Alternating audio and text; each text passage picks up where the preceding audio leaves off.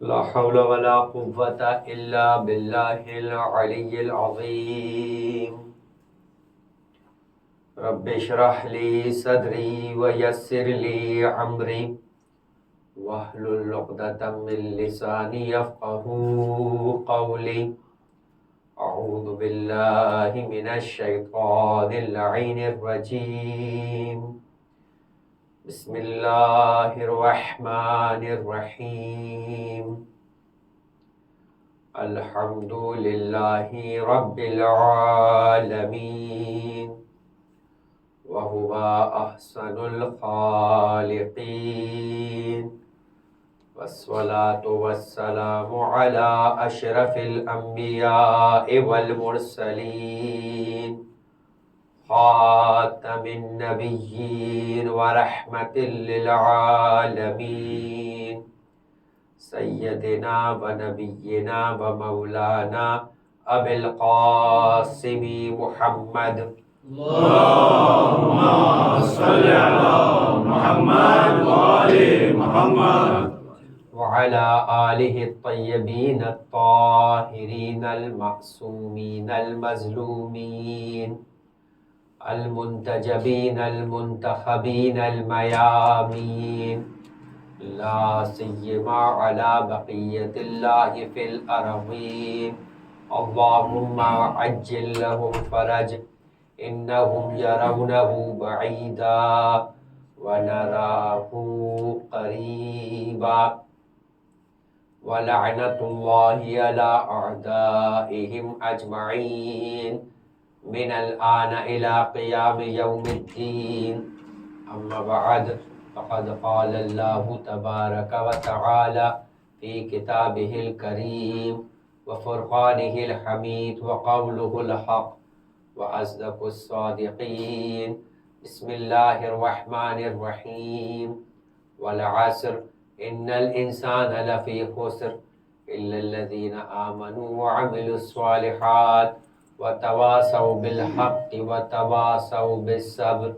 وقال المعصوم عليه أفضل الصلاة والسلام: بسم الله الرحمن الرحيم. ان الحسین مصباح الہدی وسکینۃ النجاح. درود پڑھے. اللهم صل على محمد وآل محمد.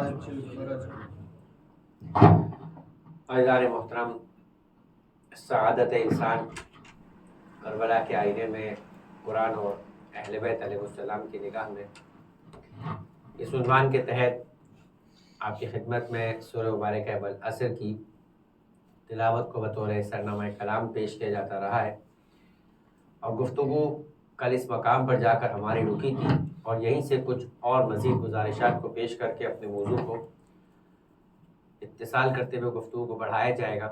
کل آپ کی خدمت میں عرض کیا کہ پروردگار عالم نے یہ ہم پر کرم کیا ہے اور یہ احسان کیا ہے۔ ایک باب ہے پورا علم کلام کے اندر،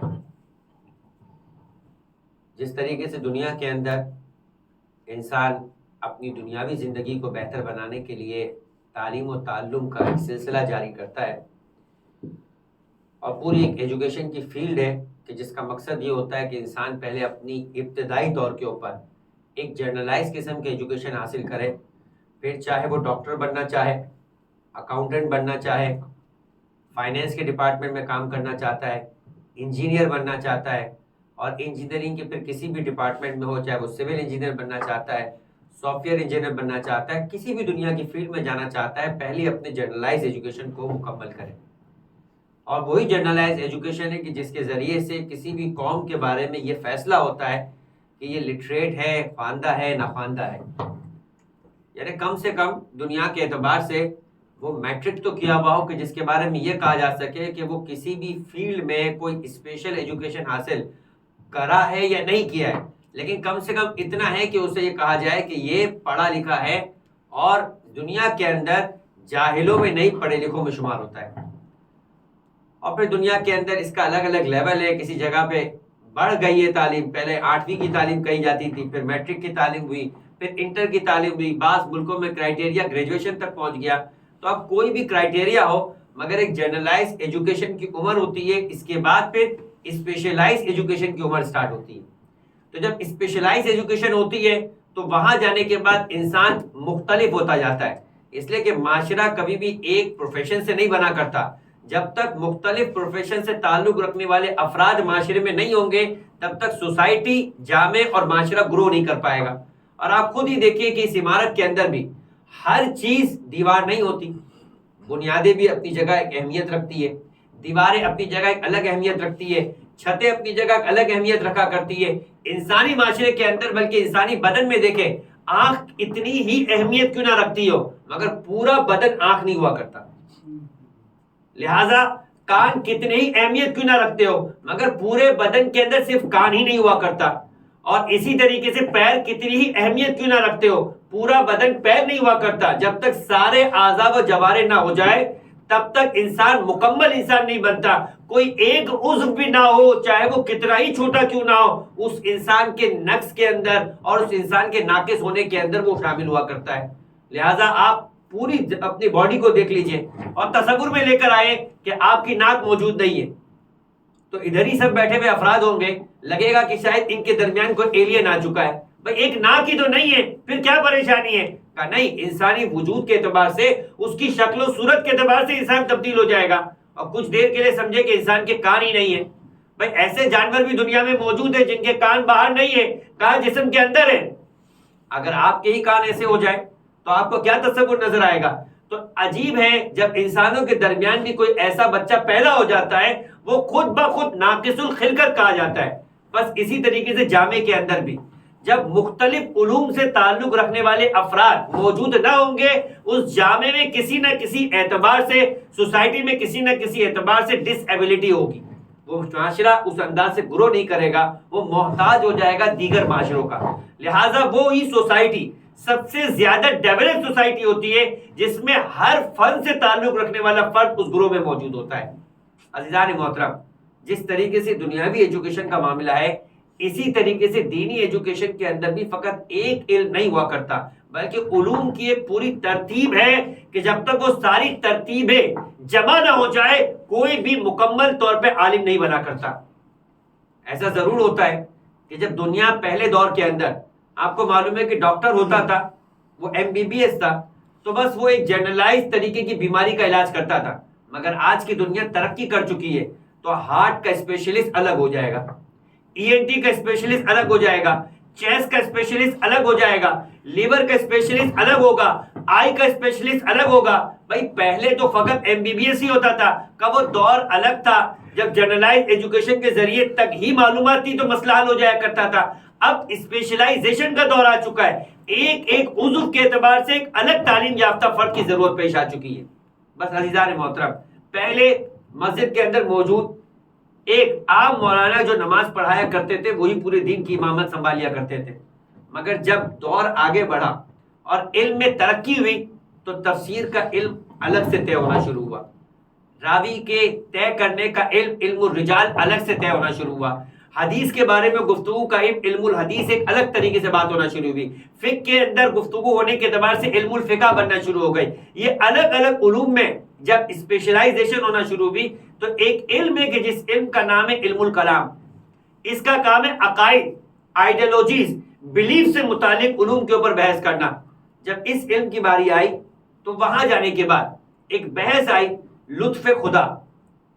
ایک عنوان ہے، ایک بحث ہے لطف خدا. لطف خدا کا مطلب کیا ہے؟ ہمارا اور آپ کا وجود لطف خدا ہے.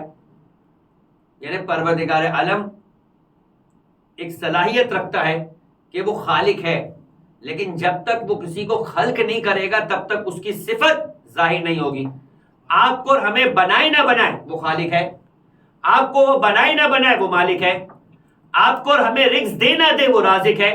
مگر جب تک مرزوق نہیں آئے گا رازق کی صفت رزق ظاہر نہیں ہوگی، مخلوق نہیں آئے گی تب تک صفت خالق ظاہر نہیں ہوگی، مملوک نہیں آئے گا تب تک صفت مالکیت نہیں آئے گی. مناجات امیر المومنین پڑھیے اور آپ اس نظر سے جا کے پڑھیے گا. ہر جگہ مولا فرمایا کرتے تھے کہ میں مملوک ہوں تو مالک ہے، میں مرزوق ہوں تو رازق ہے، میں ذلیل ہوں تو ہی عزت دینے والا ہے. یہ ساری صفتیں بیان کر کے بتایا کہ دیکھو یہ سب لطف خدا ہے. خدا محتاج نہیں تھا ہمارا، ہم محتاج ہیں خدا کے، لیکن جب تک ہم نہ ہوں گے خدا کی وہ صفت ظاہر نہیں ہوگی. لہذا عزیزان محترم یہ لطف خدا ہے کہ اس نے ہمیں بنا لیا، لیکن اس کے بعد پھر اگلا لطف ہے کہ جس کے اندر پروردگار عالم نے خود قرآن مجید میں فرمایا افحسبتم انما خلقناکم عبثا، کیا تم نے یہ گمان کر لیا ہے کہ تمہیں بیکار پیدا کیا گیا ہے اور تمہیں پیدا کرنے کا کوئی مقصد نہیں ہے؟ ایسا نہیں ہے، ہم نے تمہیں بنایا ہے اور ایک مقصد کے تحت بنایا ہے۔ اب اس مقصد کو بتانے کے لیے لطف خدا کا ہی سلسلہ ہے کہ اب وہ مقصد بتانے والا بھیجے گا۔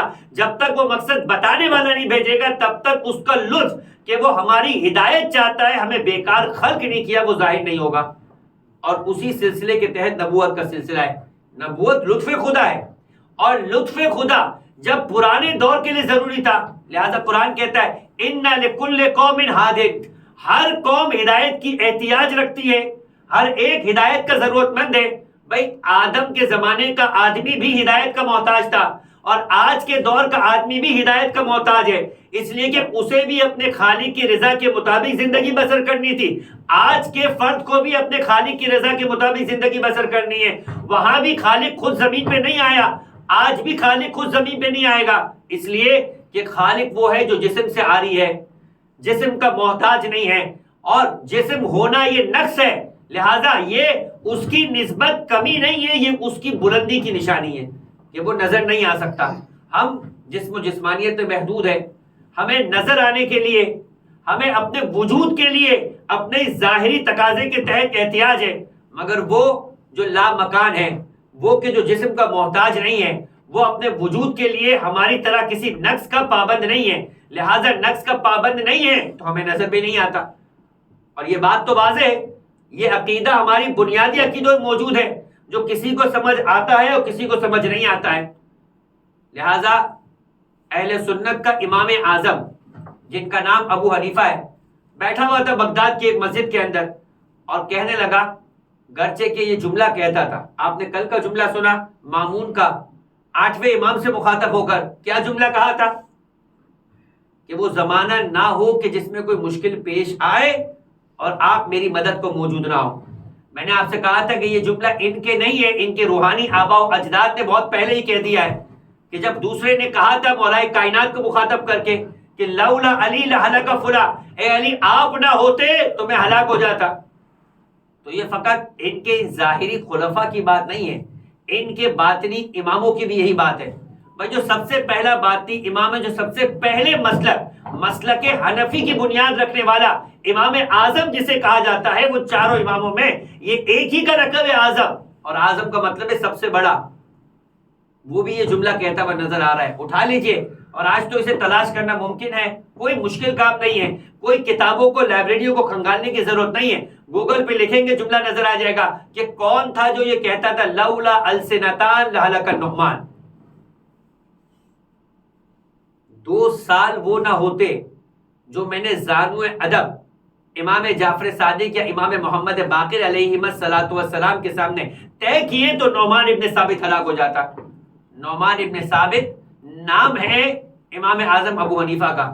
ابو حنیفہ تو ٹائٹل ہوا کرتا ہے باپ کی جانب سے، بیٹے کی جانب سے، ماں کی جانب سے، بیٹی کی جانب سے، یہ عربوں کا طریقہ کار ہے کہ وہ نام لینا مناسب نہیں سمجھتے، لہٰذا کہیں کہتے ہیں ابو الحسن، کہیں کہتے ہیں ابو محمد، کہیں کہتے ہیں ابو ہریرہ، تو اسی انداز سے ابو حنیفہ کا مطلب ہے حنیفہ کا باپ، لیکن نام جو تھا وہ نعمان ابن ثابت تھا۔ کہ لولا السنتان لہلک النعمان، یہاں پر مرحوم علامہ سید ذیشان جوادی آل اللہ مقام پروردگار ان کے درجات میں اضافہ فرمائے، وہ کہا کرتے تھے چھٹے امام کی سیرت کو لکھتے ہوئے کہ 2 سال شاگرد کا امام حقیقی کی منزلت میں ان کے سامنے بیٹھ کر ان کی امامت سمجھ میں آ گئی، وہ جس کی بارگاہ میں بیٹھے تھے اس کی امامت انہیں آج تک سمجھ نہیں آئی۔ لہٰذا وہی بغداد کی مسجد میں ایک جملہ کہا کرتا تھا، اور کیا کہتا تھا؟ کہتا تھا کہ 3 باتیں امام جعفر صادق علیہ السلام کہتے ہیں، یعنی شاگرد کہہ رہا ہے کہ استاد 3 باتیں کہتے ہیں، مگر وہ 3 باتیں مجھے سمجھ نہیں آتی۔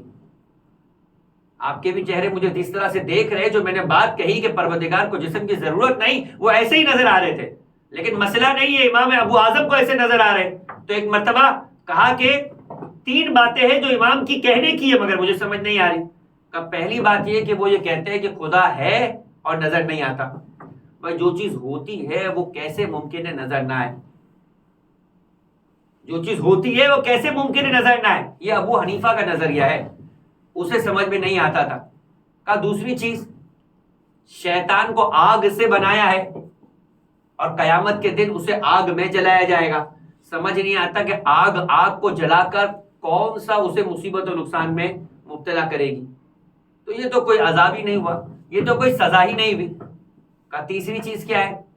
پہلی چیز خدا ہے نظر نہیں آتا، دوسری چیز شیطان آگ سے بنا ہے اور اسے آگ میں ڈالا جائے گا، تو پھر اس کو کیسی سزا ہوئی؟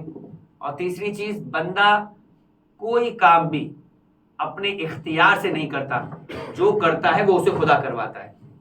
بھائی اتنا کہا میں نے آپ کے سامنے اپنی دوسری گفتگو میں ایک شخصیت کا حوالہ دیا تھا۔ میں نے کہا تھا کہ جسے امام نے کہا تھا جب اسے عہدہ مل رہا تھا، ایک کو عہدہ امام نے کہا جا کے قبول کرو، اور ایک کو عہدہ مل رہا تھا، امام نے انکار کیا کہ قبول نہ کرو۔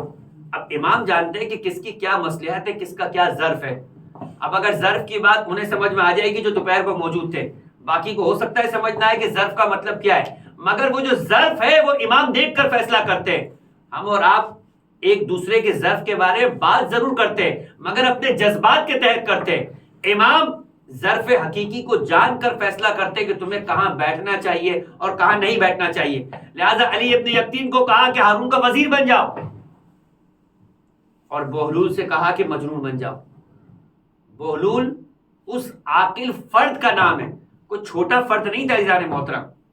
علی ابن یقین کا مقام اور ہے، اس میں کوئی شک نہیں، مگر بہلول کا مقام بھی کچھ کم نہیں تھا۔ رشتے کے اعتبار سے ہارون رشید کی بیوی، اور وہ اس کی محبوبہ ترین بیوی کی جس کا نام زبیدہ تھا، جو کہ آل محمد سے محبت کرنے والی تھی، اس بات کا بھی آپ کو خبر دے دی جائے۔ اور یہی وجہ ہے کہ ہارون رشید اپنی اسی زوجہ کے ساتھ سمندر کے کنارے چل رہا تھا، اور اس نے ایک مقام پہ دیکھا کہ بہلول بیٹھا ہوا ہے اور مٹی کے گھروندے بنا رہا ہے۔ جو طریقہ کار ہوتا ہے کہ جہاں بھی سمندری مٹی ہوا کرتی ہے وہاں بچے کھیلا کرتے ہیں، اور کبھی بڑے بھی بچے بن جایا کرتے ہیں، لہٰذا وہ بھی ایک مرتبہ کھیل رہے تھے، چیزیں بنا رہے تھے۔ ہارون نے مذاق کر لیا، بہلول نے اپنی حالت ہی ایسی بنائی تھی کہ جان بوجھ کے ایسا رکھوں کہ لوگ مذاق اڑائیں، اور میں اسی مذاق میں غیر سنجیدہ کیفیت کے اندر سنجیدہ باتیں کر جاؤں کہ ہارون مجھے سزا بھی نہ دے سکے اور آل محمد کا علم بھی لوگوں تک پہنچتے ہوئے نظر آئے، اور مظلوم اور آل محمد کے چاہنے والوں کو بچا بھی لوں۔ علی ابن یقین کا کام تھا سنجیدگی سے بچائے، بہلول کا کام تھا غیر سنجیدہ ماحول میں بچائے۔ دونوں میں سے جو جس کا ظرف رکھتے تھے بات سمجھ میں آ جائے وہ اپنے اس ظرف کا کام کرے۔ علی ابن یقین بہلول نہیں بن سکتا تھا، بہلول علی ابن یقین نہیں بن سکتا تھا۔ ہر ایک اپنا اپنا کام کرنے کے لیے دنیا میں آیا ہے۔ لہٰذا ایک مرتبہ بہلول گرندے بنا رہا تھا، ہارون نے مذاق کیا، بیچو گے؟ بہلول نیچے بیٹھا ہوا تھا، نگاہیں نیچی تھی، آسمان پر ایک مرتبہ بہلول کو دیکھا ہارون کو، کہا خریدو گے؟ ہارون نے پوچھا بیچو گے؟ تو بہلول نے پوچھا خریدو گے؟ دونوں جملوں میں فرق سمجھ میں آیا۔ وہ مذاق اڑانے کے لیے بول رہا تھا کہ یہ اس قابل ہے کیسے خریدا جائے، اور ہارون کو مخاطب کر کے بولا تم اس قابل ہو کیسے خرید سکو۔ زمین و آسمان کا فرق ہے باتوں میں۔ بہلول کچھ کہہ گیا، ہارون بھی سمجھ گیا، بچہ وہ بھی نہیں تھا، تو ایک مرتبہ کہا اچھا کتنے میں بیچو گے؟ یعنی تمہارا خیال ہے کہ میں خرید نہیں سکتا، کتنے میں بیچو گے؟ بھائی 1 درہم کی چیز 10 درہم مانگ لے گا، ان کی نگاہ میں، دنیا کی نگاہ میں پاگل تھا، 20 درہم مانگ لے گا، 100 درہم مانگ لے گا، عجیب ہے۔ ایک مرتبہ کہنے لگا 10,000 درہم میں بیچوں گا۔ ہارون کے پیر سے زمین نکل گئی، اتنا بھی بیوقوف نہیں ہوں، ٹھیک ہے بات کر رہا ہوں بیوقوف سے، تو بیوقوف سے بات کرنے والا ہی حقیقت میں بیوقوف ہوتا ہے، لہذا پاگل کا مسئلہ نہیں ہوتا، جو پاگل سے ٹکراتا ہے وہ پریشان ہو جانا چاہیے۔ لہذا ایک مرتبہ کہنے لگا ایسا نہ ہو کہ دنیا مجھے کہے کہ وہ تو پاگل تھا تم کیوں پاگل بن گئے۔ فرق سمجھ میں آ رہا ہے عزیزان محترم؟ یہ بہلول کا انداز تھا کہ وہ تو پاگل تھا تم پاگل کیوں بن گئے۔ تو کہنے لگا بہلول کبھی مٹی کے گھروندے کی قیمت بھی 10,000 ہوا کرتی ہے، کہا میں تو بیچ رہا ہوں، میں نے تو پہلے ہی کہا تھا خریدو گے۔ تو زبیدہ نے ایک مرتبہ پیسے نکالے اور بہلول کو دے دیے۔ وہ عقل مند تھی، وہ عقل مند تھی، بہلول کی قدر و قیمت کو جانتی تھی اور یہ بھی سمجھتی تھی کہ ٹھیک ہے اگر اس کی قیمت نہیں بھی ہے تو اگر مانگ لیا ہے بہلول نے تو رقم دے دینی چاہیے. بس ایک مرتبہ رقم نکال کے دے دی. زبیدہ نے رقم دی, ہارون دیکھتا رہ گیا. مرد تو ہمیشہ دیکھتا رہتا ہے اس لیے کہ بیوی خرچ کروا دیا کرتی ہے, لہٰذا وہ بھی آگے نکل گیا. اب شادی کی ہے تو بھگتنا تو ہے, لہٰذا وہ آگے نکل گئے. دن گزر گیا, رات آ گئی. اور ایک مرتبہ رات کو جا کے ہارون سویا تو خواب میں عجیب منظر دیکھا ہے کہ وہ میدان حشر و نشر میں موجود ہے اور اسی میدان حشر و نشر میں سوال و جواب ہو رہا ہے. اور سوال و جواب ہونے کے بعد سب کے اعمال نامے پکڑائے جا رہے ہیں. بالکل اسی طریقے سے جس طرح اعمال نامے میں کچھ جزا نامہ ہوتا ہے, اس کے اندر ایک جائیداد نامہ موجود تھا. کہا بھائی یہ جائیداد کس کی ہے؟ فرشتوں نے آواز دی زبیدہ کی, جو زوجہ ہارون کی. ہارون پریشان ہو گئے, زبیدہ نے ایسا کیا کام کیا اتنی بڑی جائیداد مل گئی؟ کہا بھائی یہ وہی جائیداد ہے جو بہلول سے زبیدہ نے خریدی تھی. ہارون کی آنکھ کھل گئی. ہارون دیکھنے لگا بہلول اتنا ولی گدا, اتنا بڑا بن چکا ہے کہ جنت کی جائیداد کو زمین پہ بیچ رہا ہے, لہذا اٹھ گیا. اٹھنے کے بعد اگلے دن کا انتظار ہونے لگا. رات کٹ نہیں رہی تھی. جب دن ایک مرتبہ نمودار ہوا, کہا بہلول کو بلا. لوگ پریشان کہ آج بہلول کو بلوایا جا رہا ہے, خیریت تو ہے. بہلول آ گیا. آنے کے بعد کہا بہلول وہ جو کل 10,000 میں بیچنا چاہ رہے تھے آج بیچو گے؟ کہا میں تو بیچوں گا, تم خریدو گے؟ میں تو بیچوں گا, تم خریدو گے؟ آقا بالکل خریدوں گا. کہا لیکن قیمت مختلف ہوگی. کہا اچھا کیا قیمت ہوگی؟ کہا قیمت یہ ہوگی کہ تم اپنی آدھی سلطنت مجھے دے دو گے. اب 10,000 کی بات نہیں ہو رہی, اب کروڑوں 10,000 کی بات ہو رہی ہے. کہا آدھی سلطنت مجھے دے دو گے؟ تو ایک مرتبہ مخاطب کر کے کہنے لگا بہلول عجیب بات ہے, کل تک کی قیمت 10,000 اور آج میری آدھی سلطنت اپنی اوقات میں ہو. پتا بھی ہے کہ میری سلطنت کسے کہتے ہیں کہ جس کی آدھی مانگ رہے ہو. بہلول نے کہا ہاں سمجھتا ہوں, تم سمجھتے ہو کہ میں نہیں سمجھتا ہوں, مگر میں سمجھتا ہوں. میں کل بھی سمجھ رہا تھا, کل تم نہیں سمجھ رہے تھے. آج بھی تم سمجھتے ہو کہ تم سمجھ رہے ہو مگر تم نہیں سمجھ رہے تھے. کل بے دیکھے سودے کی بات تھی, آج دیکھ کے سودے کی بات ہو رہی ہے. جس نے بے دیکھے خریدا اسے 10,000 میں بیچ دیا, آج دیکھ کر خرید رہے ہو تو تیری پوری سلطنت بھی اس کی قیمت کے برابر میں نہیں. درود پڑھے محمد وعلے محمد پر. اللہم صلی علی محمد وعلے محمد. نعرہ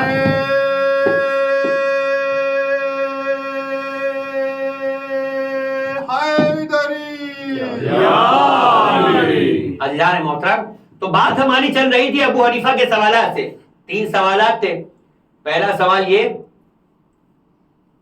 کہ سمجھ نہیں آتا کہ جو چیز ہوتی ہے وہ نظر آتی ہے, اور امام صادق علیہ السلام بھائی کہنے والے استاد ہیں, لہذا وہ کہہ رہے ہیں کہ یہ نہیں کہہ رہا کہ وہ غلط کہتے, اگرچہ کہ کہنا یہی چاہتا ہے کہ وہ غلط کہتے, مگر ایک انداز ہوتا ہے. کہنے لگا بھائی ان کی 3 باتیں مجھے سمجھ نہیں آتی. پہلی چیز یہ کہ ہمارا یہ کہنا ہے کہ جو چیز ہوتی ہے وہ نظر آتی ہے, اور ان کا کہنا ہے کہ خدا ہے مگر نظر نہیں آتا. دوسری چیز شیطان کو آگ سے بنایا ہے اور قیامت میں آگ میں جلایا جائے گا, یہ کیسی سزا ہے؟ یعنی انصاف نہیں ہے گویا. بھائی ان کا مسئلہ یہ تھا کہ ابتدا ہی سے ابلیس کا ماننے والا یہی کہتا تھا کہ خدا انصاف نہیں کرتا. بھائی آدم سے کہا, آدم کو کہا کہ سجدہ کرو, کا انصاف نہیں ہے. قابیل نے کہا کہ حابیل کا انتخاب کیا, کا انصاف نہیں ہے. بھائی ان کا مسئلہ یہی ہے. اور میدان گدیر میں آ کر ایک مرتبہ ایک اور شخص بھی آیا اور اس کا نام بھی حارث تھا. کہنے لگا حارث کہ اے اللہ کے رسول, آپ نے کہا نماز پڑھو, ہم نے پڑھ لی. آپ نے کہا روزہ رکھو, ہم نے روزہ رکھ لیا. آپ نے کہا زکات دو, ہم نے زکات دے دی. آپ نے کہا ماں باپ کا احترام کرو, ہم نے کر لیا. آپ نے کہا بتوں کو چھوڑ دو, ہم نے چھوڑ دیا. آپ نے کہا حج کرو, ہم نے کر لیا. اب آپ اپنے بھائی کو ہم پر مسلط کر رہے ہیں. دیکھیں دل میں جو تھا وہ زبان پر آ گیا, کم سے کم منافق نہیں تھا. بہت سے ایسے تھے جو دل میں تھا وہ کہہ نہیں رہے تھے, حتیٰ کہ ہاتھ پر آ کر بیعت بھی کر رہے تھے, مکن بھی کہہ رہے تھے, مگر دل میں کچھ اور تھا. حارث دل کا صاف ستھرا تھا, یعنی کافر تھا, منافق نہیں تھا. آپ نے اپنے بھائی کو ہم پر مسلط کر دیا. اب یہ بتائیے کہ یہ آپ نے مسلط کیا ہے یا یہ بھی جہاں سے نماز کا حکم, روزے کا حکم, حج کا حکم تھا وہیں سے آیا ہے؟ پیغمبر اکرم کا چہرہ ایک مرتبہ سرخ ہوا اور کہا کہ اس کا مطلب ہے کہ تمہیں مجھ پر شک ہے, تمہیں مجھ پر شک ہے. میں نے تم سے پہلے اس بات کا عقیدے کا اعلان کروایا تھا کہ دیکھو الستا اولا بکم، کیا میں تم سے زیادہ تصرف نہیں رکھتا، تم سے زیادہ حق نہیں رکھتا؟ اگر میں بھی تم پر معین کرتا تو تمہیں ماننا چاہیے تھا، مگر میں بتاؤں کہ یہ تو حکم خدا تھا، یا ایھا الرسول بلغ ما انزل الیک من ربک وان لم تفعل فما بلغت رسالتہ، اے اللہ کے رسول پہنچا دیجئے اس حکم کو کہ جسے آپ نے نہ پہنچایا تو آپ نے نماز نہ پہنچائی، آپ نے روزہ نہیں پہنچایا، آپ نے حج نہیں پہنچایا، آپ نے زکوٰۃ نہیں پہنچائی، آپ نے خمس نہ پہنچایا، یعنی ولایت علی نہیں، کل دین کی تبلیغ اسی دار و مدار پہ۔ وہ نماز قبول نہیں جو علی کی ولایت کے ساتھ نہیں، وہ روزہ قبول نہیں جو علی کی ولایت کے ساتھ نہیں، وہ زکوٰۃ قبول نہیں جو علی کی ولایت کے ساتھ نہیں، وہ خمس قبول نہیں جو علی کی ولایت کے ساتھ۔ تمہارا کل دین تو کیا، نبی کی کل تبلیغ قبول نہیں اگر علی کی ولایت کے ساتھ نہیں۔ درود پڑھیں محمد و آل محمد پر۔ اللهم صل على محمد وآل محمد۔ یعنی یہ پیغام وہ ہے کہ جو توحید کا تتمہ اور اکمال ہے۔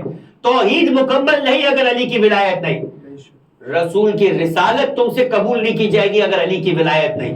عزیزان محترم، کو چھوٹا پیغام نہیں تھا، اللہ کے رسول کے لیے اس مزاج اور انداز سے قرآن مجید کی 6659 آیتوں میں سے کوئی آیت نہیں تھی جس مزاج کی آیت تھی، اور اسی لیے اس مزاج کا نتیجہ یہ تھا کہ جیسے علی کی ولایت کا اعلان ہوا ویسے ہی خدا کی جانب سے دوسرا اعلان آیا، الیوم اکملت لکم دینکم واتممت علیکم نعمتی ورضیت لکم الاسلام دینا۔ تین سند خدا نے عطا کی، الیوم اکملت لکم دینکم، آدم سے دین چلا نہ تمام تھا، نوح سے دین چلا نہ تمام تھا، عیسیٰ سے دین چلا نہ تمام تھا، موسیٰ سے دین چلا نہ تمام تھا، محمد سے دین چلا اور غدیر تک نہ تمام تھا۔ آج علی کی ولایت پر جا کے محمد کو سند دے دی کہ تمہارا خاتم النبیین ہونا اسی ولایت کے اعلان پہ مشتمل تھا۔ یہ نہ ہوتا تو نہ میں راضی ہوتا، نہ دین کے اوپر ساری نعمتوں کو میں تمام کرتا۔ درود پڑھیں محمد و آل محمد پر۔ اللهم صل على محمد وآل محمد۔ عزیزان محترم، تو یہ کوئی چھوٹا اعلان نہیں تھا، لیکن حارث نے یہ کہا کہ اگر واقعاً، اس کے جواب میں کہا اگر واقعاً یہ وہاں سے جاری ہوا ہے حکم، غور کیجئے گا، وہاں سے جاری ہوا ہے حکم، تو اے پروردگار خود کہا کہ تو مجھ سے آسمان سے عذاب نازل کر دے۔ اور سارے کے سارے مفسرین نے کہا سأل سائل بعذاب واقع۔ قرآن مجید میں جا کے اس آیت میں سرچ کر لیجئے گا کہ کون تھا کہ جس پر عذاب کا سوال کرنے کے نتیجے میں عذاب واقع ہوا۔ کا توحید کے انکار پہ خدا نے اتنی جلد سزا نہ دی، رسول کی رسالت کے انکار پہ اتنی جلد سزا نہ دی، اس لیے کہ بتایا کہ بھی توحید مکمل نہیں ہوئی تھی، رسالت مکمل نہیں ہوئی تھی۔ اگر ولایت کے اس اعلان پہ سزا نہ آتی تو لوگوں کی توحیدیں بھی مشکوک ہو جاتی، رسالت کی رسول کی رسالت بھی مشکوک ہو جاتی۔ کا اس اعلان پہ سزا دے کر بتایا کہ ہم اسی کی توحید کو قبول کریں گے جو علی کی ولایت کو قبول کرے گا، اسی کی رسول کی رسالت کو قبول کریں گے جو علی کی ولایت کو قبول کرے گا۔ درود پڑھیں محمد و آل محمد پر۔ اللهم صل على محمد وآل محمد۔ لہذا فوراً سزا دی، اور یہ فوراً سزا دینا رسول کی رسالت کا تحفظ تھا، علی کی ولایت کا تحفظ نہیں تھا۔ بتانا تھا کہ واقعاً یہ وہاں کا حکم تھا تو وہیں سے سزا آئی۔ میں کہوں گا توحید نے سزا دی، رسالت کی توقیر بچائی، ولایت کو ثابت کر دیا۔ درود پڑھیں محمد و آل محمد پر۔ اللهم صل على محمد وآل محمد۔ بس عزیزان محترم، تو بات یہ ہو رہی تھی کہ امام اعظم کو سمجھ نہیں آ رہی تھی، اور وہ یہ کہہ رہے تھے کہ یہ کیسی سزا ہے، یعنی سزا دینی ہے تو خدا کچھ تو انصاف کرے، نعوذ باللہ۔ اور تیسری بات یہ کہ کوئی کام بھی بندہ خود سے نہیں کرتا، جو کراتا ہے وہ خدا ہی کرواتا ہے۔ تو ٹھیک ہے، ہم تو سزا، ہم تو مملوک ہے، ہم تو مجبور ہے، وہ جو کہے گا وہ کر لیں گے، وہ جہنم میں ڈالے گا تو جہنم میں چلے جائیں گے، اور انشاءاللہ ایسا ہی ہوگا۔ لیکن کہنے کی بات یہ ہے کہ وہ جہاں بولے گا وہاں چلے جائیں گے۔ تو پھر اس پہ یہ کہنا کہ یہ جزا اور سزا، یہ حساب و کتاب، یہ پوری قیامت، یہ عدل الہی، اب سمجھ میں آیا کہ ہم اصول دین میں عدل کو کیوں داخل کرتے ہیں۔ بھائی باقی کہتے توحید ہے، نبوت ہے، قیامت ہے، بات ختم۔ تو سمجھ میں آیا کہ وہ توحید نہ مکمل جس کے ساتھ عدل نہ ہو، وہ نبوت نہ مکمل جس کے ساتھ امامت نہ ہو۔ درود پڑھیں محمد و آل محمد پر۔ اللهم صل على محمد وآل محمد۔ تو یہ پورے کا پورا اصول دین ایسے ہی نہیں علماء نے طے کر کے رکھا ہے۔ بس جب یہاں یہ تین سوالات ہو گئے تو سوال کرنے والا امام اعظم، اور اگر جواب امام حقیقی کی جانب سے آ جاتا تب بھی بات پوری ہو جاتی. مگر بہلول نے کہا کہ انہیں کیوں زحمت دے، یہ تو بچکانہ سوالات تھے، یہ 2 سال کا پڑھا ہوا ہے. بہلول اس سے زیادہ پڑھا ہوا تھا. کہا یہی مسئلہ حل کر دیتے، یہ تو شاگردوں کا مسئلہ ہے، استاد تک تو بات ہی نہیں پہنچے گی. لہذا ایک مرتبہ بہلول نے، جو کہ ان کی نگاہ میں دیوانہ تھا، ایک مرتبہ آٹا اپنی روٹی کو گوندنا شروع کیا، مٹی کو گوندنا شروع کیا، جس سے دن بھر کھیلا کرتا تھا، جس سے کبھی مٹی کے گھروندے بنائے تھے. آج اس نے ایک جگہ ڈھیلا بنایا اور وہیں سے اٹھا کر استاد کے سر پہ دے مارا. جیسے ہی امام اعظم کے سر پہ لگا وہ بلبلا اٹھا، چیخ پڑا.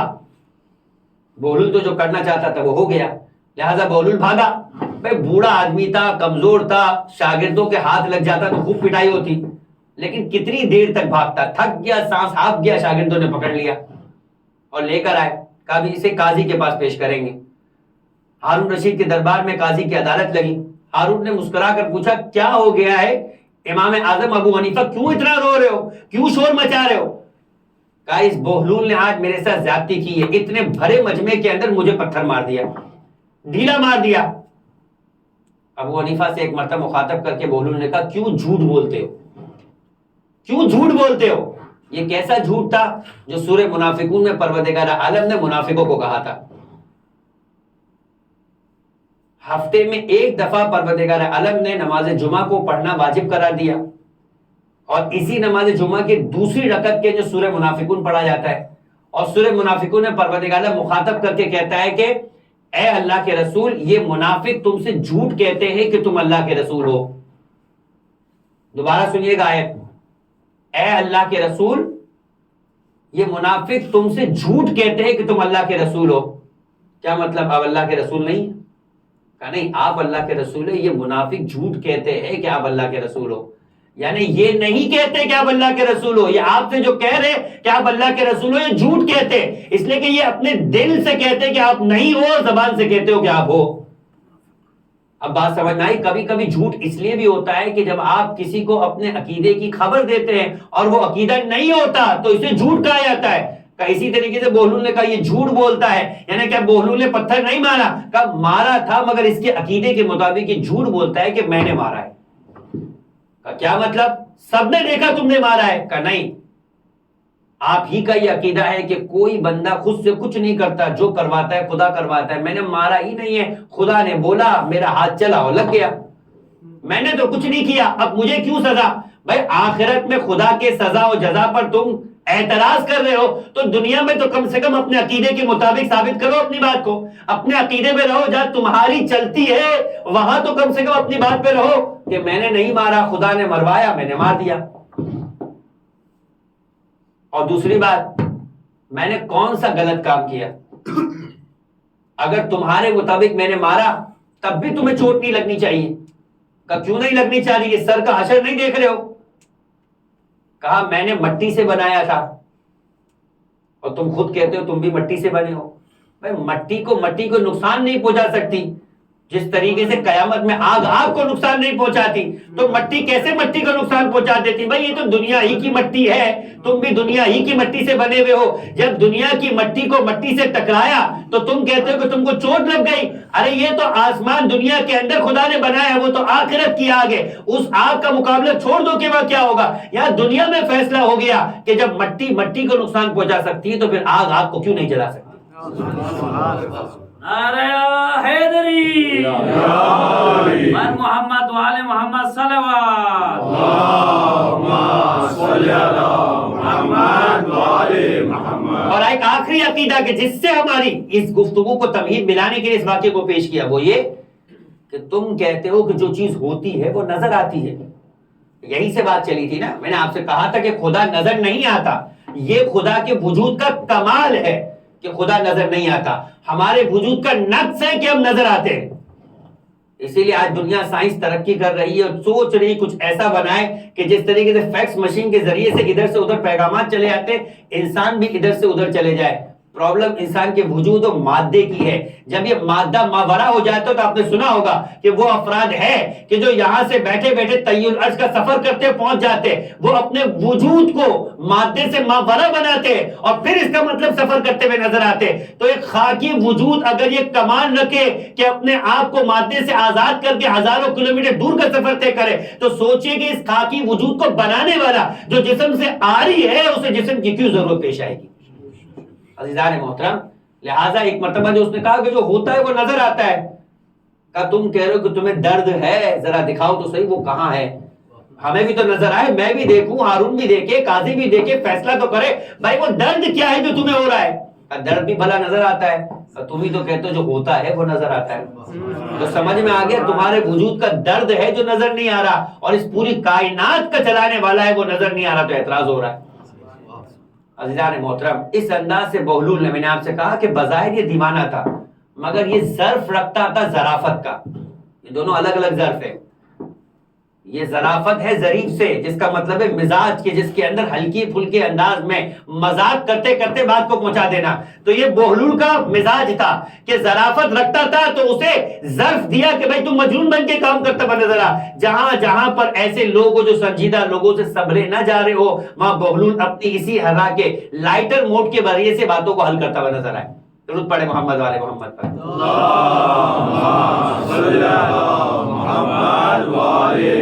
اور اسی لیے بہت سنجیدہ انداز ہے جو میں نے آپ سے کہا کہ جو ہمارا موضوع سعادت انسان غور نہیں کرتا کہ انسان کے روز و شب کس انداز سے گزر رہے. پروردگار عالم سورہ مبارکہ والعصر کے اندر قرآن مجید اسی لیے معصوم فرماتے کہ انسان کو کیا ہو گیا ہے, تمہارا عہد نامہ ہے یہ قرآن مجید, تمہارا عہد نامہ ہے قرآن مجید. تم کیوں اس قرآن سے اپنے آپ کو دور کیے ہوئے ہو؟ کیوں تمہاری قوم میں, یعنی قرآن مجید سورہ مبارکہ فرقان کے اندر خدا نے کہا قال الرسول, خدا کا رسول یعنی پیغمبر قیامت میں کہے گا, خدا نہ کرے کہ وہ ہمارے بارے میں ہی کہے, کیا کہا قال الرسول انا قومی ھذا, یہ جو میری قوم ہے اس نے قرآن کو متروک کر دیا, اس نے قرآن کو چھوڑ دیا. ہم اور آپ کہتے ہیں کہ انسان اپنے بارے میں خود ہی سمجھتا ہے کہ قیامت کے دن میں بھی انہی فہرست میں تو نہیں ہوں گا کہ جس کے بارے میں اللہ کا رسول یہ کہہ رہا ہوگا کہ اس نے یا اس قوم نے قرآن کو چھوڑ دیا. کیونکہ روز قیامت مولا کائنات ہی کی حدیث ہے جو امام المتقین و امام المومنین ہے کہ 3 چیزیں قیامت کے دن تمہاری شکایت کرے گی. 3 چیزیں قیامت کے دن تمہاری شکایت کرے گی. ایک, اگر تمہارے محلے میں مسجد ہے اور ویران ہے, وہاں کوئی نماز پڑھنے نہیں جاتا, تو روز قیامت کو خدا کا گھر شکوہ کرے گا کہ میں محلے میں موجود تھی اور مجھے بے آباد اور بے ویران رکھا گیا. دوسری چیز کہ اگر تمہارے محلے میں کوئی دین کا پڑھا لکھا عالم موجود ہو اور تم دین کے مسائل میں مبتلا بھی ہو مگر جا کر اپنے مسائل کو اس سے نہیں پوچھتے ہو, تو قیامت کے دن وہ بھی سوال کرے گا, کہے گا پروردگار عالم میں موجود تھا, میں نے اس فیلڈ میں اسپیشلائزیشن کی تھی مگر یہ مجھ سے کوئی سوالات نہیں کرتے تھے. اور تیسری چیز کا قرآن قیامت کے دن شکوہ کرے گا کہ میں گھر میں موجود تھا مگر یہ مجھے اٹھا کر نہیں پڑھا کرتے تھے. اے خدا تیرے کلام کو انہوں نے بے وقعت سمجھا اور اس قابل نہیں سمجھا کہ اپنی زندگی میں کبھی اٹھا کر پڑھے. جنہیں پل پل کے اندر خبروں سے آگاہ رہنے کا شوق ہوتا ہے وہ خدا کی خبر کے بارے میں بالکل بے آگاہی رکھ رہے ہوتے ہیں اور اس کلام کو نعوذ باللہ اس قابل نہیں سمجھتے کہ یہ کوئی کلام ہے پڑھنے کا. آج تو ہم بہت جدید آگے دنیا گزار چکے ہیں. یہ قرآن تو 1400 سال پہلے نعوذ باللہ اترا تھا, اس میں آج ہماری کیا ہدایت ہوگی؟ اور وہ قیامت کے دن قرآن شکایت کرے گا اس بے عقیدگی کی, اس بے اعمالی کی کہ یہ ایسا سمجھتے تھے تبھی تو نہیں پڑھا. جب یہ تیرے کلام کو اس لائق نہیں سمجھتے تو پھر یہ تیری جنت میں جانے کا کیوں حقدار ہو گئے؟ اور قاری قرآن سے خدا الگ انداز سے مخاطب کرے گا. جو پڑھتا تھا اسے کیا ہوگا؟ یہ پیغمبر کی روایت ہے, فرمایا قاری قرآن کو کہا جائے گا تو قرآن کی تلاوت کرتے جا اور جس قدر تجھے تلاوت کرنے کا حق ہے, جس قدر تو تلاوت کر سکتا ہے, اتنے تیرے جنت میں درجات بڑھتے جائیں گے. یہ قاری قرآن کو جو ملے گا. اور یہی وجہ ہے جس مولا و آقا کا فرش عذاب بچھا رہے ہیں خود انہی کی سیرت کو دیکھ لیجیے. سید الشہداء خود اپنے بچے کو قرآن کی تعلیم دے سکتے تھے مگر یہ ہم تک پیغام پہنچانا تھا کہ دیکھنا تھا کہ تمہیں بھی قرآن کے بارے میں وہ درد ہے. جب تمہیں درد اپنی ذات کے بارے میں نہیں ہے تو اپنے بچوں کے بارے میں کیوں ہوگا؟ خیرکم من تعلم القرآن وعلمہ. نہیں فرمایا کہ تم میں سے بہترین وہ جو او لیول پڑھے اور لوگوں کو پڑھائے. میں انکار نہیں کر رہا، دنیاوی تعلیم کو پڑھنا چاہیے، مگر جتنی قدر آپ کی دنیا کے بارے میں، اس کا مطلب آخرت کچھ ہے ہی نہیں. تو پھر عمر ابن سعد کو کیوں برا بلا بولا جا رہا ہے؟ اس نے درست فیصلہ کیا. وہ بھی دنیا ہی بنانا چاہتا تھا، آخرت کے بارے میں تو کہہ رہا ہے کہ وہ سودا ہی قرض کا سودا ہے، ادھار کا سودا ہے، معلوم ہی نہیں کہ ہوگا بھی یا نہیں ہوگا. ہوگا تو پھر کیا ہوگا؟ یہ تو نظر آ رہا ہے کی حکومت ہے. خیرکم من تعلم القرآن وعلمہ. کیا مطلب ہے؟ تم میں سے بہترین وہ ہے جو اے لیولز کرے اور پڑھوائے. میں یہ بھی نہیں کہہ رہا. تم میں سے بہترین وہ جو کیمبرج میں رہے اور کیمبرج پڑھائے. تم میں سے بہترین وہ ہے کہ جو اپنے بچوں کو اسٹیٹس بھیجے، مغرب بھیجے، اور اس سے پہلے خود جائے. نہیں، قرآن کے بارے میں پیغمبر اکرم فرمائے تم میں سے بہترین وہ ہے جو قرآن کی تعلیم حاصل کرے اور قرآن کی تعلیم لوگوں کو دے. باقی سارے کام کرے جو حلال کی حدود میں ہو، لیکن بہترین نہیں ہے ہمارے اور آپ کے نبی کی نگاہ میں کہ جس کے خاطر یہ کائنات بنی، جو مخلوقات میں جس سے بڑھ کر کوئی نہیں ہے، جو ہم سب کے سر کا تاج ہے. وہ کہہ رہا ہے کہ تم میں سے بہترین وہ ہے جو قرآن کی تعلیم حاصل کرے اور قرآن کی تعلیم دے. قرآن کی تعلیم عزیزان محترم اس کا اچھا پڑھنا نہیں ہے، یہ پہلا بنیاد ہے، یہ پہلی بنیاد ہے کہ اسے پڑھے بغیر اس کی تعلیم حاصل نہیں ہوگی. کم سے کم صحیح پڑھنا آتا ہو، پھر اس کے بعد اگلا مرحلہ ہے کہ سمجھ میں بھی آتا ہو. آپ کو اے آ با کا ڈا اے بی سی ڈی سکھائی جاتی ہے تو کیوں سکھائی جاتی ہے؟ اس کے بعد آپ کو کنورسیشن کی کیفیت پیدا ہو، اس کے بعد آپ بک ریڈنگ کر سکے. جب بک ریڈنگ کی کیفیت آئے گی تو پھر سائنس سمجھ میں آئے گی، پھر میتھمیٹکس سمجھ میں آئے گی، پھر سوشل اسٹڈیز سمجھ میں آئے گی، پھر ہسٹری پڑھتے ہوئے نظر آئیں گے. جس نے آ با کا ڈا ہی نہیں پڑھا اے بی سی ڈی، وہ آگے کہاں سے بڑھتا ہوا نظر آئے گا؟ کہ سب سے پہلی منزل یہ کہ تم قرآن کو صحیح پڑھنا سیکھو، اس کے بعد کی منزل ہے کہ قرآن کو سمجھنا سیکھو. اور آج کی دنیا میں جب ہر چیز آسان ہو چکی ہے، ہزاروں کلومیٹر دور بیٹھ کے آن لائن طریقے سے انسان پڑھ سکتا ہے، تو ہم اور آپ کو پھر سوچنا چاہیے کہ اگر ہماری تلاوت درست نہیں ہے، ہماری عربی درست نہیں ہے، ہم یہ چیزیں صحیح نہیں پڑھ سکتے، تو کیوں کسی کو ارینج نہ کرے اور ہفتے میں 2 دن صحیح کسی قاری قرآن کے سامنے آن لائن بیٹھ کر اپنی اس قرات کو درست کرے. کم سے کم جب قیامت کے دن خدا کے سامنے حاضر ہو تو سر جھکاوا نہیں ہو، اتنا ہو کہ ہمیں قرآن سے ہی پڑھنا آتا ہے. اور یقین جانیے جس باپ کو قرآن صحیح پڑھنا چاہتا ہے وہی حق رکھتا ہے کہ اپنی اولاد کو صحیح پڑھوائے. جس کلام کو خود اہمیت نہیں دی، جس بات کو خود اہمیت نہیں دی، تو پھر کیسے توقع رکھتے ہیں کہ بچہ بھی آپ کو جس کام کو ہم صحیح نہیں سمجھتے یا اہم نہیں سمجھتے، اس کی توقع مت رکھیے کہ آپ کی اولاد بھی اسے صحیح سمجھے گی یا اس کی اہمیت کے قائل ہوگی. لہذا عزیزان محترم یہ سلسلہ ہے کہ جو ہم غیر اہم سمجھنے کا چلا رہے، اس کے بعد کی بات آئے گی کہ ہماری نمازیں صحیح ہے یا نہیں، ہمارا حج صحیح ہے یا نہیں، ہمارا عمرہ صحیح ہے یا نہیں. سب سے پہلے ہم اس منزل کے اوپر تو طے کریں کہ ہماری تلاوت صحیح ہے یا نہیں. اور یہی وجہ ہے، یعنی دیکھ کر قرآن پڑھنے کی فضیلت کیا ہے کہ راوی آ کر امام سے پوچھتا ہے کہ فرزند رسول میں نے قرآن حفظ کر لیا، فرزند رسول میں نے قرآن حفظ کر لیا، اب آپ بتائیے کہ میں دیکھ کر پڑھوں یا اپنے حافظے سے پڑھ لوں؟ آپ کہیں گے یہ بھی کوئی سوال ہے؟ یہ تو بچکانا سوال ہے. آپ اور میں دعائیں یاد ہو جاتی ہے، پھر کوئی اٹھا کے مفاتیح پڑھتا ہے، پھر کوئی تعقیبات نکال کے پڑھتا ہے، پھر کوئی موبائل کھول کے پڑھتا ہے. بھائی یاد ہے آپ کو دعائیں، جو دعائیں یاد ہے وہ انسان اپنے حافظے کی بنیاد پہ پڑھتا ہے. تو اس نے بھی سوال کر لیا. امام کو کہنا چاہیے تھا عجیب بچکانا سوال ہے، جب یاد کر ہی لیا ہے، جب یاد کر ہی لیا ہے تو اپنے حافظے سے پڑھو. نہیں عزیزان محترم، بچے ہم ہیں، وہ صاحب یا وہ صحابی بچہ نہیں تھا، وہ جانتا تھا اور اپنی تصدیق کروانا چاہتا تھا امام سے. امام نے کہا نہیں، حافظہ یعنی حفظ کے ذریعے سے یاد کر لینا اور ہے، قرآن پھر بھی تم دیکھ کر پڑھا کرو. غور کیجئے گا، قرآن پھر بھی تم دیکھ کے پڑھا کرو، اس لیے کہ قرآن کو یاد کرنا اور ہے، قرآن کی تلاوت کرنا اور ہے. تلاوت کے لیے جب تم قرآن پہ نظر کرو گے تو پڑھنے کا ثواب بھی ملے گا، دیکھنے کا ثواب بھی ملے گا. عزیزان محترم قرآن ایک الگ قسم کی ہے، اسی لیے یہ فضیلت یا کعبے کو ملی ہے یا قرآن کو ملی ہے یا علی کو ملی ہے. فرمایا کہ دیکھو بھائی، جب آپ تم کعبے کے پاس بیٹھ جاؤ تو اگر کچھ نہ کرو یعنی طواف بھی نہ کرو، تلاوت بھی نہ کرو، دعا بھی نہ کرو، سجدہ بھی نہ کرو، نماز بھی نہ پڑھو، صرف کعبے کو دیکھو، النظر الی الکعبہ عبادت، کہا کعبے کو دیکھنا بھی عبادت ہے، قرآن کو دیکھنا بھی عبادت ہے، مگر ایک فرق ہو گیا، کہا علی کا ذکر کرنا بھی عبادت ہے، لیکن ایک بات یاد رکھو، تم قرآن قرآن قرآن کہو گے تمہیں ثواب نہیں ملے گا، کعبہ کعبہ کہو گے تمہیں ثواب نہیں ملے گا، ایک رتبہ علی بڑھ گئے، مگر علی علی علی کہو گے تمہیں ثواب ملے گا، اس لیے کہ علی کا نام لینا بھی عبادت ہے، علی کو دیکھنا بھی عبادت ہے، علی کا ذکر کرنا بھی عبادت ہے۔ درود پڑھیں محمد وآل محمد پر۔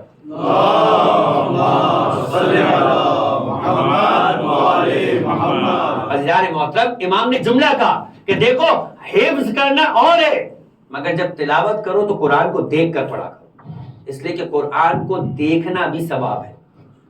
اگر تم پڑھو نہ بھی مگر تمہارے سامنے کلام ہو، یہ اس کلام سے رشتہ جوڑنے کے لیے پروردگار عالم نے اس کی عظمت اتنی بیان کی کہ دیکھو اگر کوئی جگہ ایسی ہو، کوئی عمر ایسی ہو، کوئی کیفیت ایسی ہو جائے کہ تمہیں قرآن پڑھنا نہیں آتا، تب بھی بہانہ نہ بنانا کہ ہمیں قرآن پڑھنا نہیں آتا تھا، اٹھا کر کیا کرتے تھے، کہ اس کلام کو صرف دیکھو گے، اس کا دیکھنا بھی تمہیں ثواب اور اس کا دیکھنا بھی تمہارے تعلق کو جوڑے گا۔ جب روز دیکھو گے تو دل میں ایک تشنگی محسوس ہوگی، ایک کمی محسوس ہوگی کہ کاش کہ اس کو پڑھنا سیکھ لیتا، اور آج کے دور میں تو قیامت میں زیادہ سوال ہوگا، اب تمہارا بہانہ نہیں رہا کہ کوئی قاری نہیں ہے، کوئی سکھانے والا نہیں ہے، دنیا کے سارے کام آن لائن ہو سکتے تھے تو اس کام کو بھی آن لائن کر لینا تھا، قیامت کے دن یہ بہانہ کم سے کم اس دور والوں کے لیے قبول نہیں ہوگا۔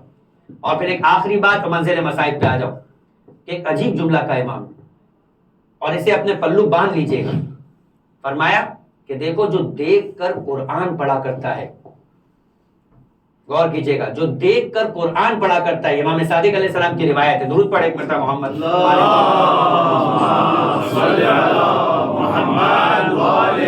جو دیکھ کر قرآن پڑھا کرتا ہے، پروردگار عالم اس کے ماں باپ کی مغفرت کر دیا کرتا ہے۔ یعنی آپ کا قرآن پڑھنا صرف آپ کو نہیں، آپ کی نسلوں تک اور آپ کے آباء و اجداد تک فائدہ پہنچایا کرتا ہے۔ نسلوں تک کیسے، یہ بھی سن لیجئے کہ پیغمبر اکرم گزر رہے تھے، قبرستان آ گیا راستے میں، اور ایک مرتبہ اپنے اصحاب سے کہا جلد گزرو اس قبرستان سے، جلد گزرو اس قبرستان سے۔ اصحاب، پیغمبر کا حکم تھا لہٰذا فوراً نکل پڑے، قبرستان کراس کر لیا۔ جب سفر سے واپس آ رہے تھے تو اب تو پیغمبر کو کہنے کی ضرورت نہیں ہونی چاہیے تھی، لوگ تیزی سے خود ہی گزرنے شروع ہو گئے، ویسے بھی وہ ہمیشہ تیزی سے گزر جاتے تھے، چھوڑ دیا کرتے تھے، پیغمبر پیچھے وہ آگے ہوا کرتے تھے۔ پیغمبر نے کہا نہیں، اب ٹھہر جاؤ، اب ٹھہر جاؤ۔ کہ اللہ کے رسول جب آ رہے تھے آپ نے کہا تیزی سے گزرو، لہٰذا ہم نے کہا دوبارہ پیغام دینے کی ضرورت نہیں، ہم خود تیزی سے نکلنے لگے، اب آپ کہہ رہے ہو ٹھہر جاؤ، آرام سے، مہلن مہلن، دھیرے دھیرے چلو۔ کہ یہ کیا وجہ ہے، قبرستان تو وہی ہے، آپ بھی وہی ہے، کیا فرق آ گیا یہاں پر؟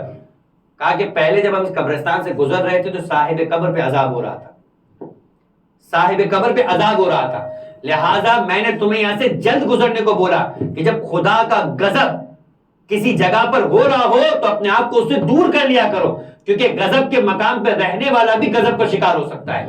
لیکن اب جب تم آ رہے ہو تو صاحب قبر پر رحمت ہو رہی، یہ تو بتا دیا پیغمبر نے، وجہ سمجھ میں آ گئی۔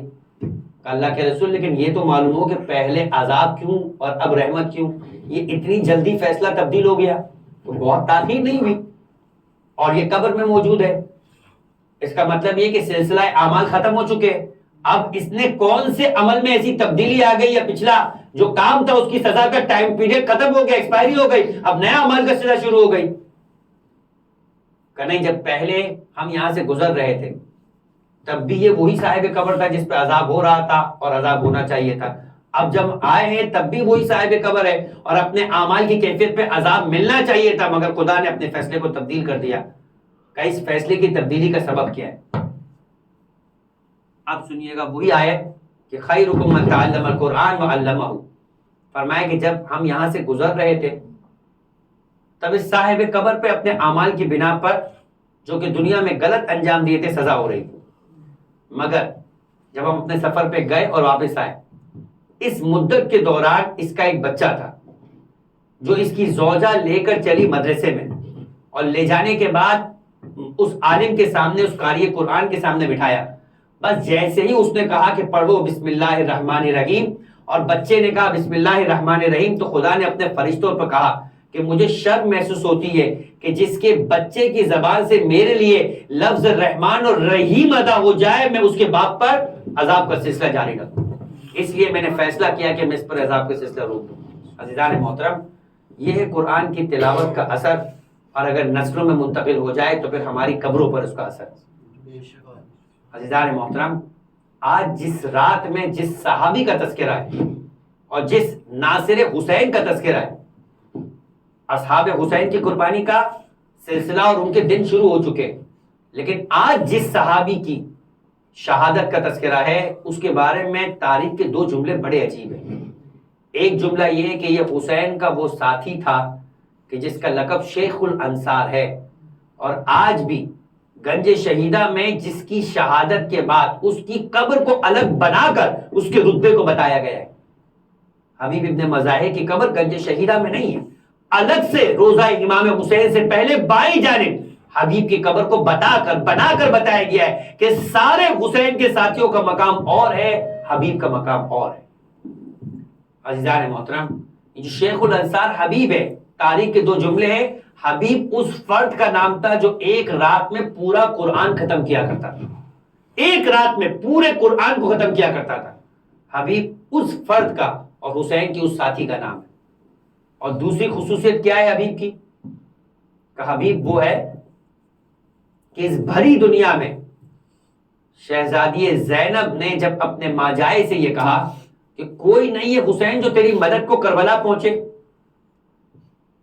2 محرم کو شہزادی دیکھ رہی کہ حسین اپنے مختصر سے قافلے کے ساتھ کربلا کی سرزمین پر آ گئے۔ اس وقت بھی حر کے رسالے کی تعداد 1000 تھی۔ یہ 1000 پھر بھی وہ تعداد تھی کہ زہیر ابن قین نے جب پہلی مرتبہ حر کا رسالہ آیا تو ایک جملہ کہا تھا۔ مقطع یہ بتاتا ہے کہ امام حسین کو مخاطب کر کے کہا، مولا ابھی حکم دیجئے، 1000 سے لڑنا آسان ہے، اکیلا زہیر یہ قدرت رکھتا تھا کہ 1000 کے رسالے سے لڑنے کے لیے حسین کو مشورہ دے رہا ہے، پھر بتائیے علی اکبر کی قدرت کیا ہوگی، پھر بتائیے عباس کی قدرت کیا ہوگی، پھر یہ بتائیے کہ قاسم کی اور محمد کی قدرت کیا ہوگی۔ لیکن زینب دیکھ رہی ہے کہ اب یہ 1000 نہیں رہے بلکہ 3 محرم کو 4000 کی تعداد ہوئی، 5 محرم کو پھر 4000 کی تعداد ہوئی، 6 محرم کو پھر 4000 کی تعداد ہوئی۔ کبھی شمر جوشن آ رہا ہے، کبھی عمر ابن سعد آ رہا ہے، کبھی عمر ابن حجاج آ رہا ہے، کبھی سنان ابن حنس آ رہا ہے، ہر ایک 4000 کی، 5000 کی، 6000 کی فوج کے ساتھ آ رہا ہے۔ فوجوں کی تعداد میں اضافہ ہو رہا ہے، مگر کوئی نہیں ہے بھری دنیا میں جو نواسے رسول کی مدد کو پہنچے۔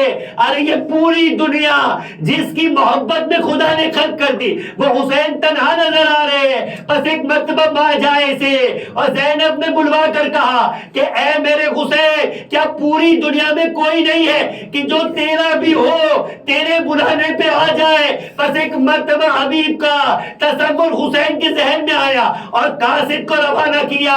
کہتے حبیب کوفہ میں تھے اور ایک مرتبہ قبیلے نے چھپا کے رکھا تھا، حبیب واقف نہیں تھے کہ حسین کربلا پہنچ چکے ہیں، بنت رسول کے ساتھ دشمنوں کے اعداء کے نرگے میں ہے۔ بس ایک مرتبہ حبیب اپنی زوجہ کے ساتھ کھانا کھا رہے تھے، بس حسین کے رونے والوں ایک مرتبہ حبیب کے ہاتھ سے نوالا گرا۔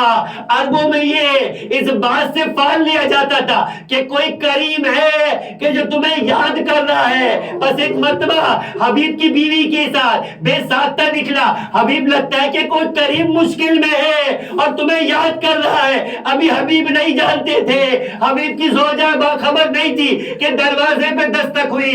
حبیب نے پوچھا مان کون ہے؟ کہا نا برید الحسین، میں حسین کا قاصد ہوں، کربلا سے چلا ہوں، حبیب تمہارے لیے پیغام لے کر آیا ہوں۔ حبیب نے کھانا چھوڑا اور کہا کہ صدقت الحرہ، اے شریف زادی تو نے کتنا سچ کہا تھا، تیرے منہ سے جملہ نکلا، قریب ابن قریب حسین کا قاصد آ گیا۔ دربار پہ دروازے پر بھاگتے ہوئے گئے، ایک مرتبہ قاصد سے خط لیا، کبھی اپنے سر پہ رکھتے تھے، کبھی لبوں سے چومتے تھے۔ ایک مرتبہ خط کو کھولا، حبیب سے صبر نہیں ہوا کہ زوجہ کے پاس جا کر خط پڑھے، بس جب خط دیکھا تو جملہ تھا من الحسین ابن علی الى رجل فقیہ، حبیب ابن مظاہر، اے حبیب ابن مظاہر کہ میں بنات زہرا کے ساتھ دشمنوں کے درمیان گر چکا ہوں، بس حبیب جلد آ جاؤ اور اپنے بھائی حسین کی مدد کو پہنچو، قیامت کے دن تمہیں اپنے نانا سے جزا دلواؤں گا۔ اتنا پڑھا، حبیب اپنے قدموں کو آگے بڑھا رہا تھا۔ حبیب کی زوجہ نے سوال کیا، عزیزوں بہت غور سے سننا، کہ جب گھر کے گھرانوں کی اس انداز سے محبت اہل بیت پہ تربیت ہو تو کسی کے قدم کہیں رک نہیں پاتے، فوراً آگے بڑھ کے اپنے مولا کے قدموں کو چھو لیتے۔ بس ایک مرتبہ حبیب کی زوجہ نے کہا کس کا خط ہے؟ کہا حسین کا خط ہے۔ کہا کیا لکھا ہے؟ کہا اپنی مدد کو بلوا رہے ہیں، زہرا زادیہ دشمنوں میں گر چکی ہے۔ کہا پھر کیا سوچا؟ کہا یہ سیاسی مصلحتیں ہیں، دو بادشاہوں کی، دو شہزادوں کی جنگ ہو رہی ہے، ہمارا اس سیاست سے کیا کام؟ اتنا سننا تھا کہ حبیب کی زوجہ سے برداشت نہ ہوا، کھڑے ہو گئی اور ایک مرتبہ کہا حبیب تیری ماں تیرے غم میں روئے، کیسی بات کرتا ہے تو کہہ رہا ہے کہ یہ سیاسی جنگ ہے، جبکہ تو نے مجھے خود بتایا تھا کہ الحسن والحسین سیدہ شباب اہل جنہ، تو نے خود کہا تھا کہ حسن اور حسین جنت کے جوانوں کے سردار ہے۔ ارے یہ دو سرداروں کی نہیں، اللہ کے رسول کی اور ابو جہل کی جنگ ہے، اللہ کے رسول ابو سفیان کی جنگ ہے، امیر المومنین اور حاکم شام کی جنگ ہے، حسین کی اور یزید کی جنگ ہے۔ ایک مرتبہ ایک جملہ کا حبیب نے اپنی زوجہ کے امتحان کو بڑھایا کہ سوچتا ہوں کہ اگر میں مر گیا تو تیرا اور بچوں کا کیا ہوگا؟ کہا ابھی تو تو نے بتایا کہ حسین کے بچے بھی دشمنوں میں گرے، اگر ان کے بچے یتیم ہو جائے تو حبیب تیرے بچوں کا یتیم ہونا کون سا بڑا نقصان ہوگا؟ جب زہرا زادیہ جی لے گی تو حبیب تیری بیوی بھی جی لے گی۔ حبیب نے ایک مرتبہ اپنی زوجہ کا شکریہ ادا کیا اور ایک جملہ کہا حبیب کہ یہ تیرا امتحان تھا تو اپنے امتحان میں سرخرو ہوئی، ارے ایک کیا 10 بچے ہوتے ہیں حسین کے قدموں میں قربان کر دیتا۔ بس ایک مرتبہ حبیب نے تیاری کی، زوجہ نے تلوار حمایل کی، حبیب نے اپنے غلام کو سواری کے ساتھ، حالات پورا شوق تھے، پہرے نکال دیا تاکہ کوفے کے باہر وہ انتظار کرے۔ کہتے کہ حبیب رات کی تاریکی اور سیاہی کو اپنے انداز سے سفر طے کرنے میں تاخیر کرتے ہیں، اور جب دیر سے پہنچے تو گھوڑا ایک مرتبہ آنکھوں سے آنسو بہا رہا تھا۔ دور سے دیکھا، حبیب نے یہ الفاظ سنے کہ غلام گھوڑے کی باہوں میں ہاتھ ڈال کے کہتا ہے ارے پریشان مت ہو اے اسب با وفا، اگر میرا آقا نہ آیا میں تجھ پہ سوار ہو کر رسول کونین کے فرزند کی مدد کرنے جاؤں گا۔ حبیب نے ایک مرتبہ سنا، وایو آسمان کی جانب نگاہ کر کے کہا ارے رسول زادے پہ یہ وقت آ گیا کہ غلام زادے بھی اپنے آپ کو قربان کرنا چاہ رہے۔ غلام کو آزاد کیا، بس جیسے ہی غلام کو آزاد کیا غلام نے اپنے ہاتھوں کو جوڑ کے کہا اے حبیب جب تک زندگی میں تیری خدمت کا موقع تھا تو نے اپنے ساتھ رکھا، اب اپنے آقا حقیقی پر مجھے قربان کرنے کے لیے بھی ساتھ لے چلے۔ حبیب نے ساتھ لیا۔ وہاں حسین نے علم لشکر کو تقسیم کیا ہوا تھا، حسین کے لشکر کے 12 علم تھے، ایک علم باقی تھا۔ عباس علمدار نے کہا اس علم کا علمدار کون ہے، اس علم کا حائل کرنے والا کون ہے؟ کہا کہ ایک میرا ساتھی ہے جس کا میں انتظار کر رہا ہوں۔ بس ایک مرتبہ کچھ دیر نہ گزری تھی کہ دور سے خاک اڑتے ہوئے نظر آئے۔ دیکھا کہ کچھ دیر بعد جب خاک گرتی ہے تو حبیب کچھ میلوں دور سے پیدل چلتے ہوئے حسین کی جانب آ رہے اور ایک مرتبہ قریب پہنچے، لشکر حسین نے خوشی کی لہر دوڑی اور نعرہ تکبیر بلند ہونا شروع ہوئی۔ جب ان نعروں تکبیر کی آوازوں کو زینب کے کانوں نے سنا، ایک مرتبہ فضا سے کہا جاؤ جا کر فضا معلوم کرو، آج پہلی بار بھائی کے لشکر میں نعرہ تکبیر کو بلند ہوتے ہوئے سنا ہے۔ اب جو فضا گئی اور آ کے خبر لائی کہ آقا زادی حسین کے بچپن کا دوست حبیب ابن مظاہر آ گیا ہے۔ اتنا سننا تھا کہ زینب کے دل میں ایک آرزو مکمل ہوتے ہوئے نظر آئے، وہ خوشی کا انداز تھا۔ کہا جا کر حبیب سے کہو زہرا کی بیٹی نے تمہیں سلام پہنچایا ہے۔ اتنا سننا تھا، حبیب نے کھا کے کربلا کو اٹھایا، اپنے سروں پہ ڈال کر کہا ہائے آقا زادیوں پہ یہ وقت آ گیا کہ غلام زادوں کو سلام پہنچایا۔ اللہ ولعنۃ اللہ علی قوم الظالمین۔ وَسَيَعْلَمُ الَّذِينَ ظَلَمُوا أَيَّ مُنْقَلَبٍ يَنْقَلِبُونَ۔ بار الہ تجھے واسطہ محمد و آل محمد، ہمارے اس کلی سے توسل کو اپنی بارگاہ میں قبول فرما۔ پروردگارہ تجھے واسطہ محمد و آل محمد کا، آل محمد کے مصائب پر بہنے والے ان آنسوں کو رومال زہرا میں جگہ عنایت فرما۔ بروز قیامت اسے ہماری شفاعت کا ذریعہ عطا فرما۔ پروردگارہ تجھے واسطہ محمد و آل محمد کا، آل محمد پہ ڈھائے جانے والی مظالم کا، آل محمد پر بہنے والے ان آنسوؤں کا واسطہ ہمارے گناہ صغیرہ و کبیرہ کو معاف فرما، ہمارے مرحومین کی گناہ صغیرہ و کبیرہ کو معاف فرما، انہیں جوار معصومین میں اعلی علیین میں جگہ عطا فرما۔ پروردگارہ تجھے واسطہ محمد و آل محمد کا، فرش عزا بچھانے والے، فرش عزا کی خدمت کرنے والے، فرش عزا پر آ کر غم حسین کو سننے والوں کی جان مال و عزت کی حفاظت فرما۔ دنیا و جہاں میں جہاں جہاں حسین کی مصیبت پر آنسو بہانے والے موجود ہیں، پروردگار ان کی جائز شرعی حاجات کو اپنی بارگاہ میں قبول فرما، ان کی مشکلات کو آسان فرما، بالخصوص جو بے جرم اسیر ہیں ان کی رہائی کا بندوبست فرما۔ پروردگارہ جو بیمار ہیں شفاء کاملہ عاجلہ عطا فرما، جو بے اولاد ہیں اولاد صالحہ عطا فرما۔ آل محمد نے جن عظیم قربانیوں کو تیری بارگاہ میں، جس دین کو بچانے کے لیے اپنی قربانیوں کو پیش کیا، اس دین کی تعلیمات سے وہ حاصل کر کے اس پر عمل کرنے کی توفیق عطا فرما۔ انہی تعلیمات دین اور محبت الہی کے اور محبت محمد و آل محمد کے مطابق ہمیں اپنی اولاد کی تربیت کرنے کی توفیق عطا فرما۔ پروردگارہ تجھے واسطہ محمد و آل محمد کا، آل محمد پہ ڈھائے گئے مظالم کا انتقام لینے کے لیے، کربلا والوں کا انتقام لینے کے لیے، حبیب کی مظلومیت کا انتقام لینے کے لیے اپنی آخری حجت امام اشرف الزمان کے ظہور میں تعجیل فرما، ہمیں ان کے چاہنے والوں میں شمار فرما، ان کے دل کو ہم سے راضی خوشنود فرما۔ وتقبل منا انک انت السمیع العلیم وتب علینا انک انت التواب الرحیم برحمتک یا ارحم الراحمین۔